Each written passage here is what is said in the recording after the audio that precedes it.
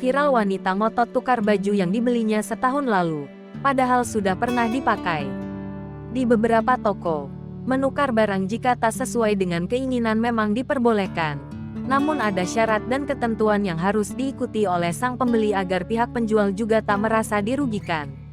Namun nyatanya ada juga pembeli yang kurang paham akan hal tersebut hingga berujung seperti yang baru-baru ini viral di media sosial, video seorang wanita ngotot minta tukar baju yang dibelinya setahun lalu.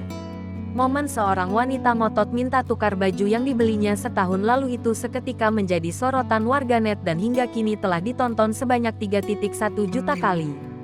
Video seorang wanita ngotot minta tukar baju yang dibelinya setahun lalu itu diunggah oleh pemilik akun TikTok @rotimilna_ pada Senin tanggal 3 April tahun 2023. Pada unggahan tersebut menunjukkan suasana di salah satu toko pakaian di Pekanbaru.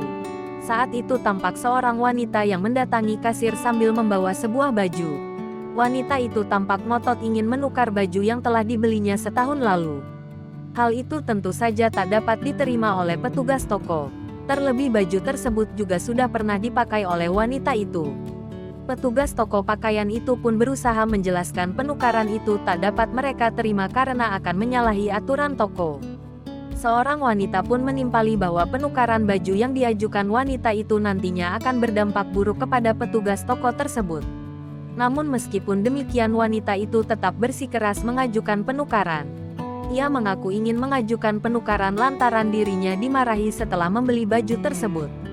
Pasalnya ini bukan kali pertama wanita itu tiba-tiba ingin menukar baju yang telah dibelinya.